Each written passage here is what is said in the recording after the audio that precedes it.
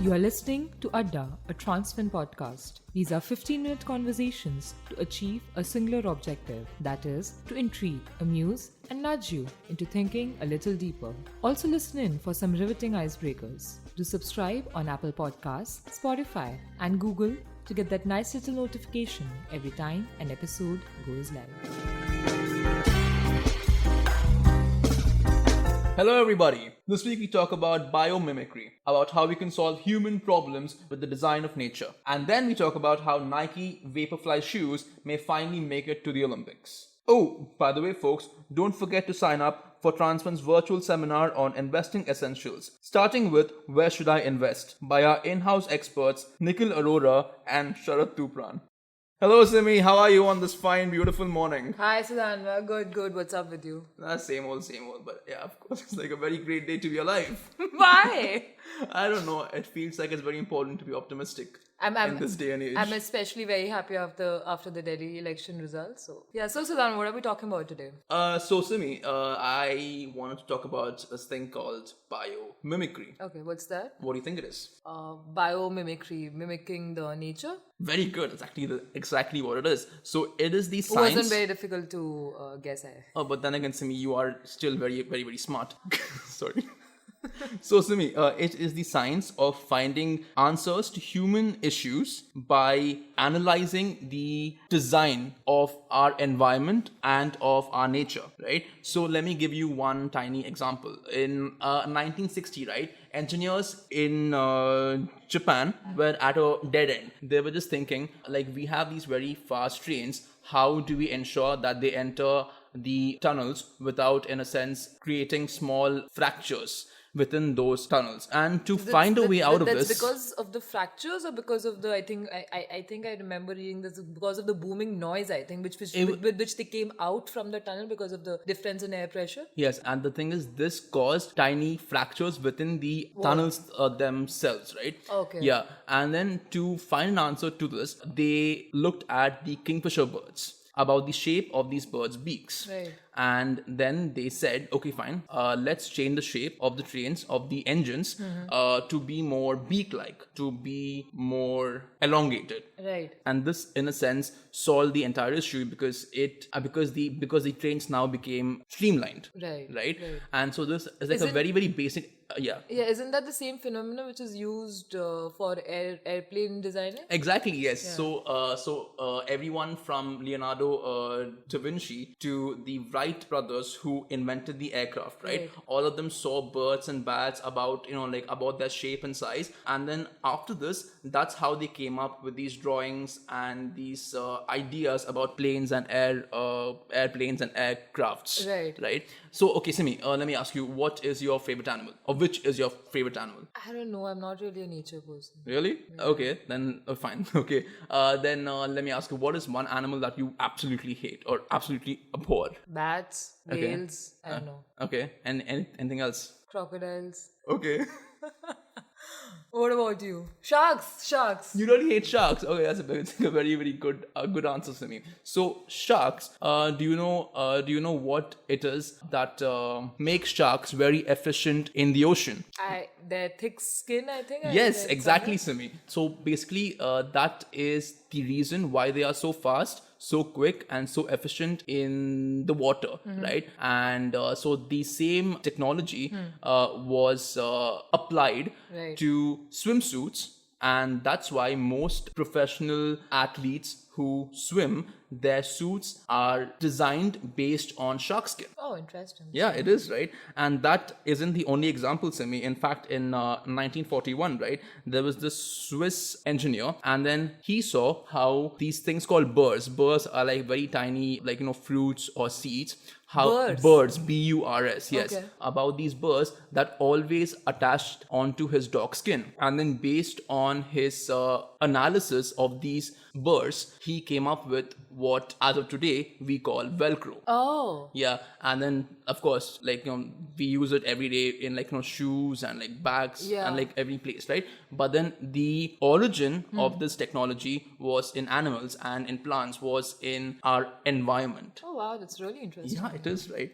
And I mean, there are like so many other cases as well, Simi. For example, scientists are trying to find a way to make water harvesting more efficient. Like rainwater harvesting. No, just water in general, right? Okay, like reusing water. Not reusing, but in a way storing it. Okay. And then right. And then for this, they are trying to analyze this particular beetle in Africa, which takes in vapor from the air and keeps it on its back and then drinks it whenever it wants to. Okay, like akin to what a camel would do in the deserts. Exactly, yes. Yeah. So like the same technology applied in the real world, right? And also there was this shopping center opened in Zimbabwe, Right. which was fashioned after a termite hill. Okay. And they did this to increase the efficiency of the air conditioning of that particular building. In fact, this particular center apparently in the end used 10% less energy than any other. Oh, nice. So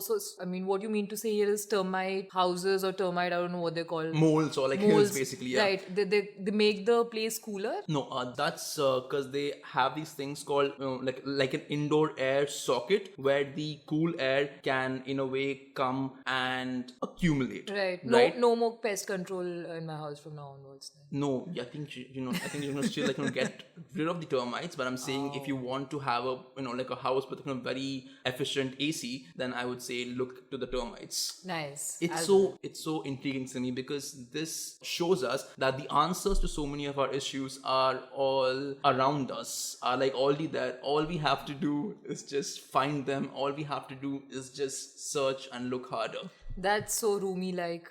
Oh, thank you, Simi. That's a very great you compliment. always just manage to end every topic on such a philosophical note. Wow, Siddharth, so charming. But then isn't that what everything is in the end? Philosophy and thought and thinking and ideas. Yeah, sure, why not? Okay, thank you, Simi. So, Simi, what else do you have in mind? I don't know. I mean, we were just discussing how a lot of swimsuits draw inspiration from nature. Yeah. So, and we were also talking about Nike shoes last week. So I thought we could just do. Oh, I'm sorry, Simi. Did you in the end go back home and smell all of your shoes? No, like I did you promised? not. I did not. My parents were around, and they just both of them advised me against it. So I did not. Nice. Your parents are very smart, just like I am. Thank you, Sudhanva. It's a good So way to yeah, install your shoes. I thought we could just mix up both the topics and the Summer Olympics are around the corner and in Tokyo, right? Yes, in Tokyo, and like any other big game leading up to them, there's a lot of rumors and controversies. And this time around, it's about this pair of shoes by Nike called the Vaporfly. The Vaporfly. Is that one word or two words? Or? It's one word, Susanna, right? It's anyway audio channel, so you wouldn't know how I'm going to write it. If someone wants to search for this word online on Google. Google is smart enough. It's smarter than you are. Come on, bro. Fine. Please go ahead Right. about the Nike Vaporfly, right? Nike Vaporfly, right? So now to give some context to it, it was launched in 2017. I mean, it has been available on in retail stores since 2017. But very recently, so in October 2019, this Kenyan elite long distance runner called Eliud Kipchoge, he ran 26.2 miles in less than 2 hours, which is shattering all world records. Okay. Right. And the very next day, a fellow Kenyan, Bridget Kosgei, if I'm not pronouncing it wrong, she shattered the women's marathon records in Chicago. Okay. Right. And one thing which was common between the two was... Let me guess, they were both from Kenya.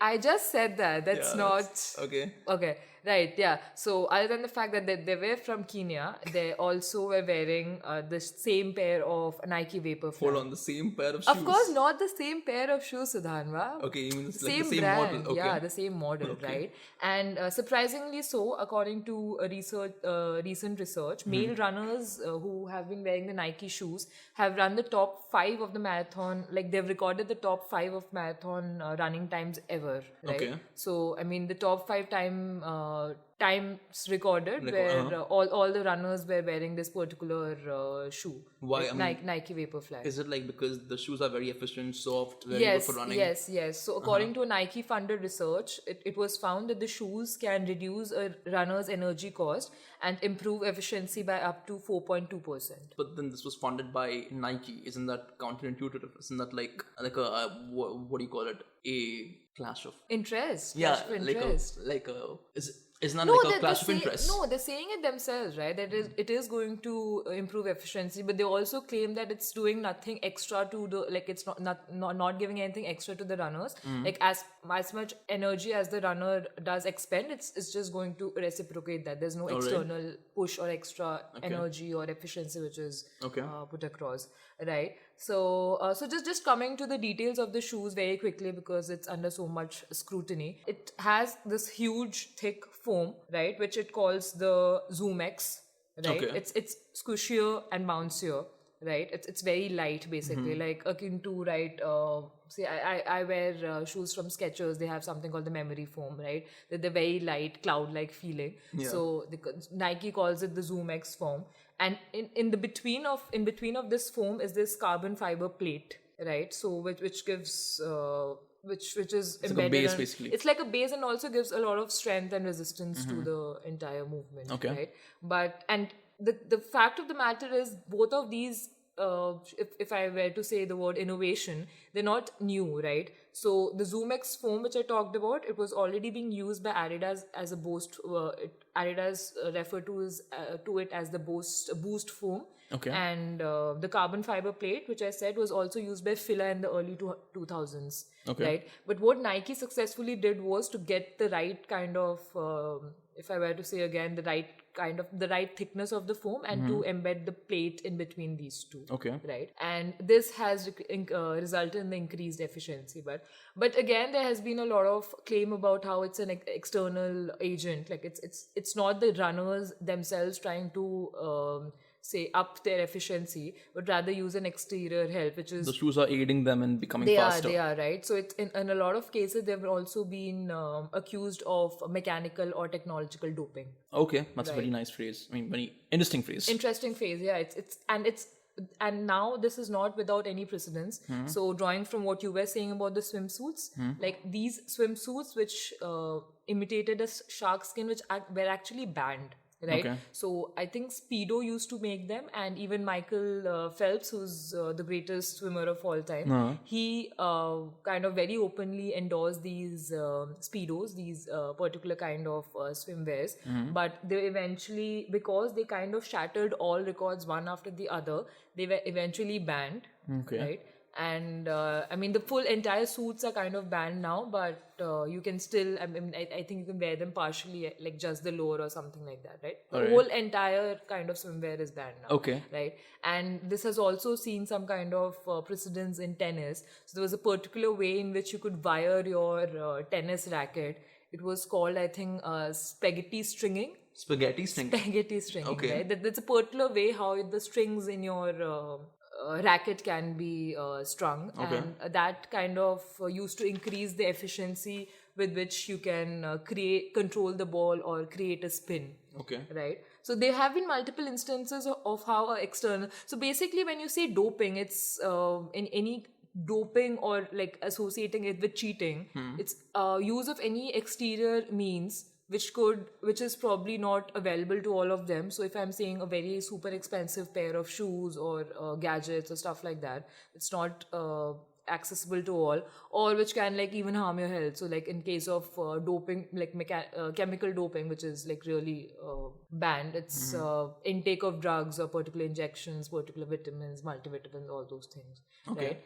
And it's very interesting how. Yeah. So wait, so like this thing was this these shoes were banned initially, and then as of now they are going to be they're going to be allowed again. Oh in the yes, Olympics. yes. So as I told you, there was a lot of controversy around all of this, but now the World Athletics, which is the body which governs the games, they kind of have come up with a couple of regulations which say that the thickness of the foam should be under 40 millimeters. Okay. So currently the Nike Vaporfly has 36, I think 36, it's the size is 36 millimeter thick.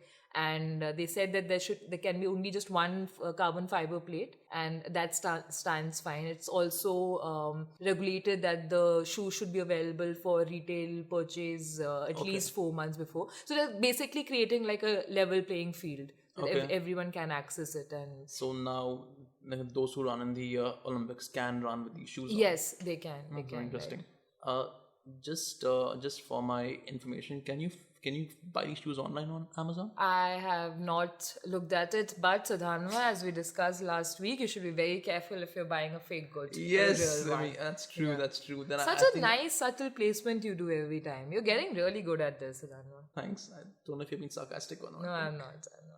I mean it, truly.